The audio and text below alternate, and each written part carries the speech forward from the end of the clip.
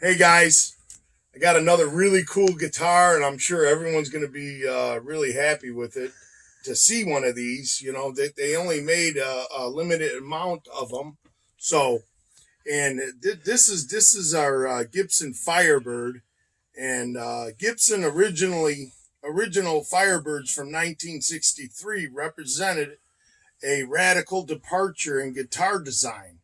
They were in fact created by an automotive designer with the reverse body and even reverse stock design.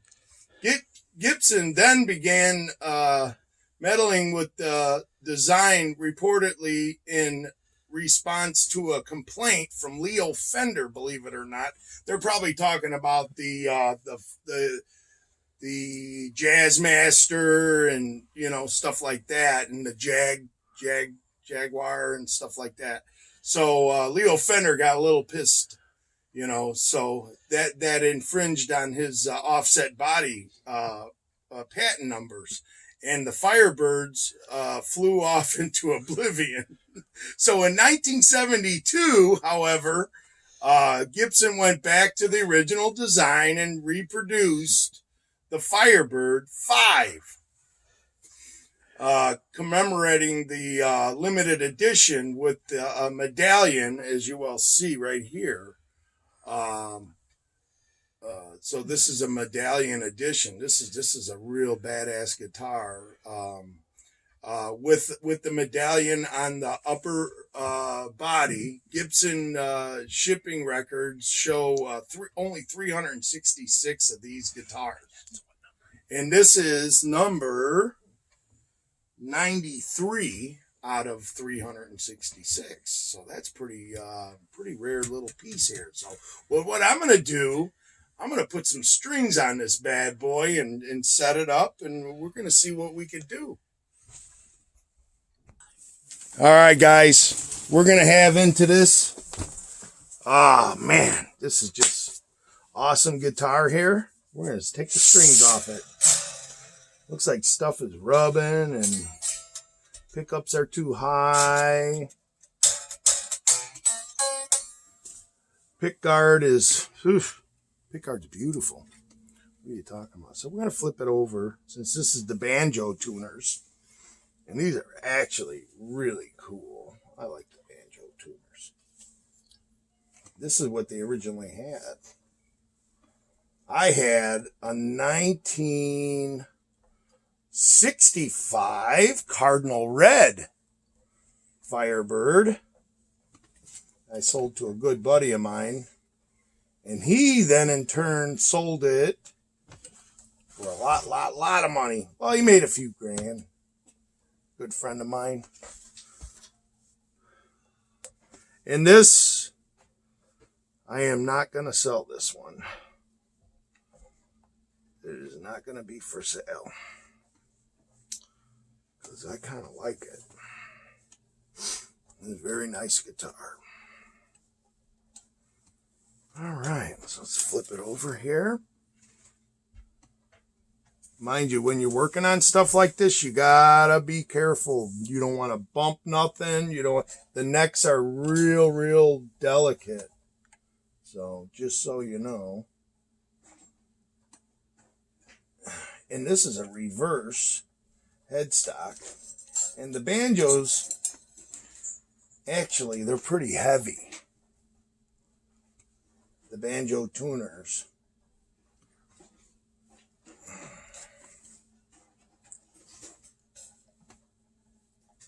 Let me get through this.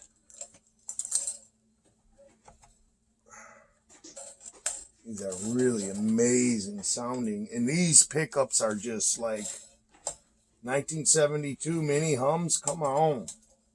These are like the stuff. I love them. Actually, they're a little bit lower than like your the lower output. Ohms resistance is probably at, most likely, I didn't check it, but I will.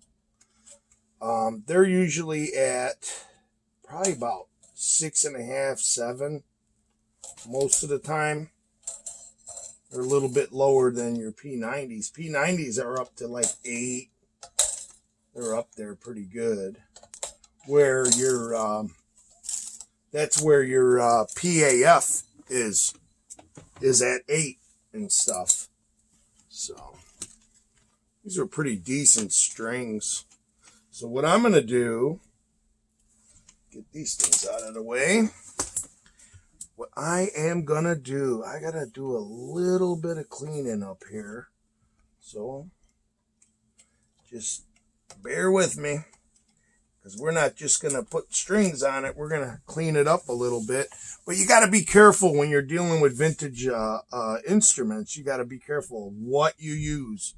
Now, there's a lot of waxes and stuff out there that I like using, and it's a cleaner wax. I used a Caranuba, and it's for guitars. But let me tell you one thing. You never, ever, ever want to put it on a pickguard, because the chemicals and the plasticizers that are in that Caranuba wax is going to shrink this pickguard. So you never, ever, ever, big no-no, do not put any type of cleaner on this. But, you know, maybe a little vinegar and water would be the good thing to use. So I'm going to get cleaning on this. All right, guys. We got vinegar and water. We're putting on the fretboard, get all the goop off of it. And got to polish these frets up just a little bit. A good thing to have is like triple knot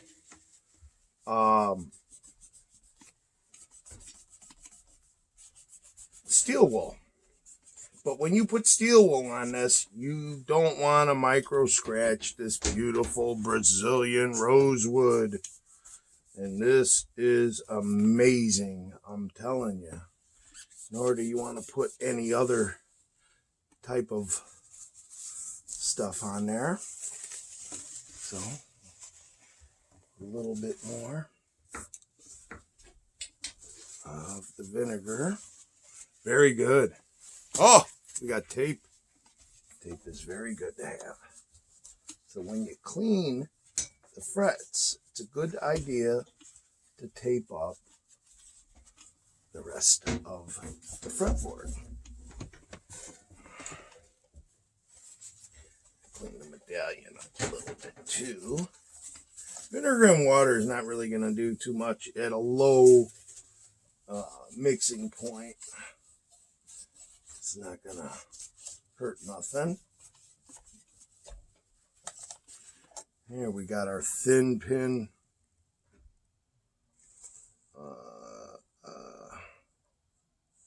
made in Germany bridge here.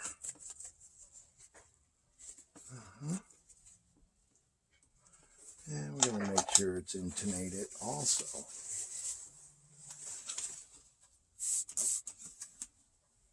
A little bit of vinegar and water in the spray bottle.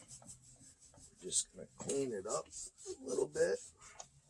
And mind you, you just want to take the dirt off it. You don't want to go polishing anything because it's a vintage guitar. You know, people pay big money to have it relicked.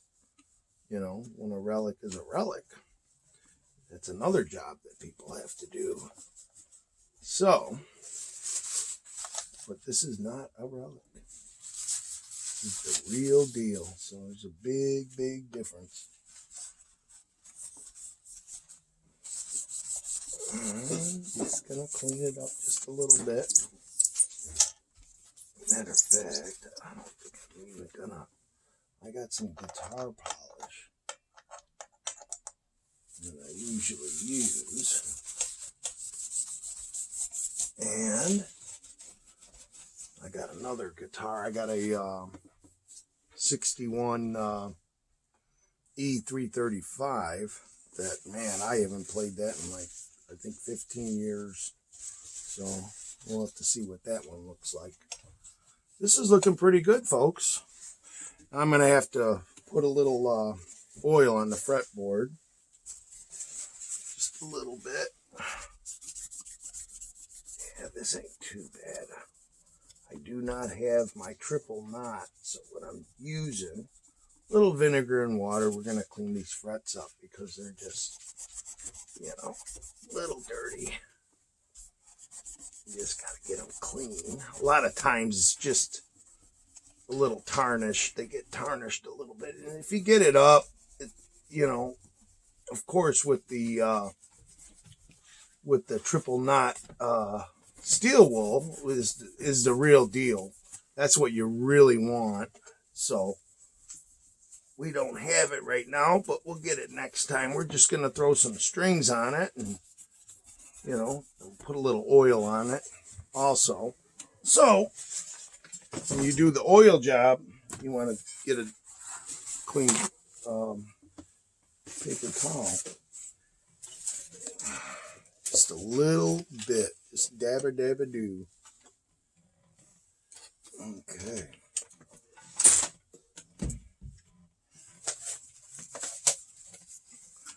And this should clean it up real nice and help the frets too. You don't want to oil it too much because you don't want it to swell up on you either. But you want enough on there to put a little life back into this rosewood, as you will see, and the oil's taking up some more gunk off of the frets also. You're going to use it as a cleaner. And that's the thing, you know, you got something old, you don't want to overdo it. You know, you just want to make it to be able to play real nice for you. And that's why we have guitars. So we can grab it right away. I had a live session earlier today, and man, it was just, I tried to get as many of the guitars in there as I possibly could in the amount of time. So I wasn't really too much paying attention to my phone, and I didn't have it plugged in at the time. And so what happened was, the phone died. It's no big deal. So you don't want a lot of oil residue back on it. You want to wipe it off. You gotta get it in there real good.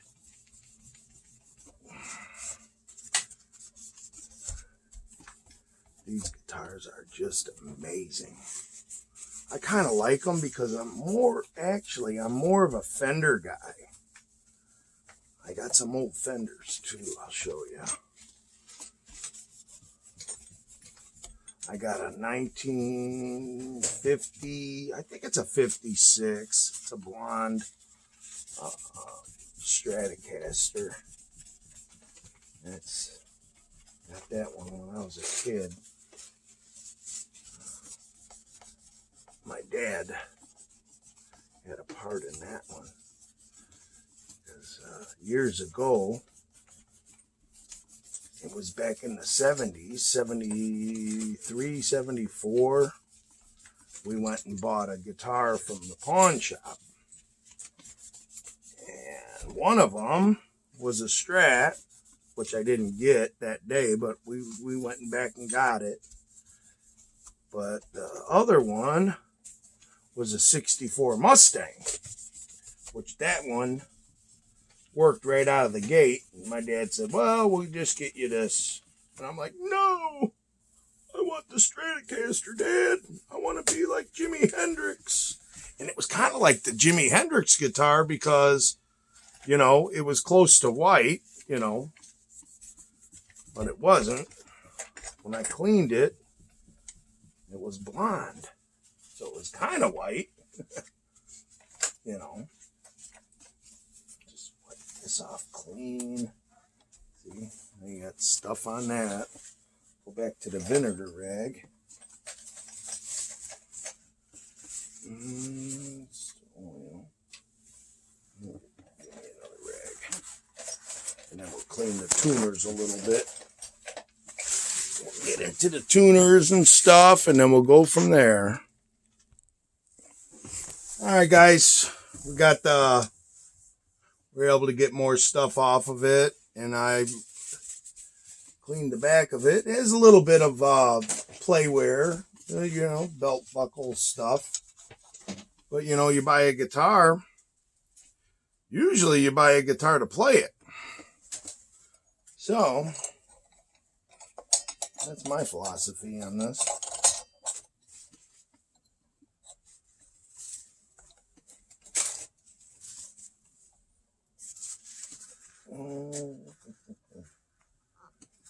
There's like a dampener supposed to be under here. Make sure it's on there pretty good. Alright, this looks good enough for me. We're going to put some strings on this bad dog. How's that?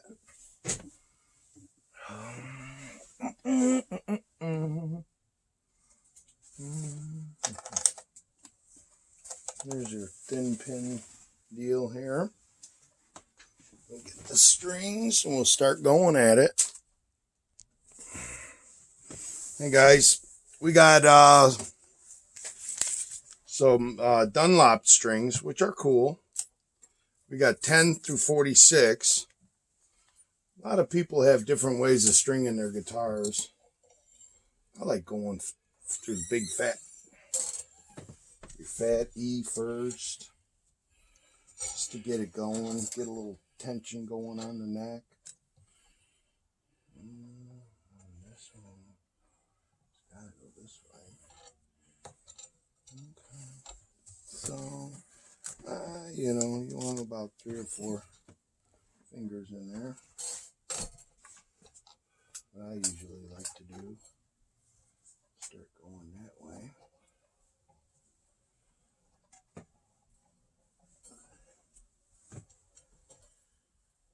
I bend this one up a little bit and get it around. Start going at it. I had a, you know, the way to do it is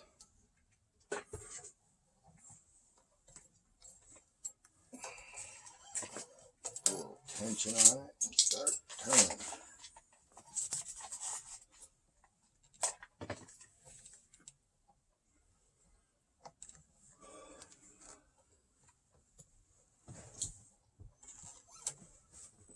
A couple turns. Some people like to lock them in and stuff. I'm not into all that. I don't like doing that. I like it.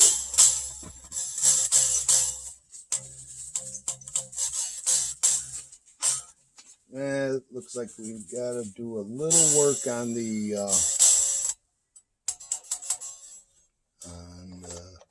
nut. Seems like right now it is looking like it. All right, now we'll get another string on it and let's get going. All right, everyone, let's try it out.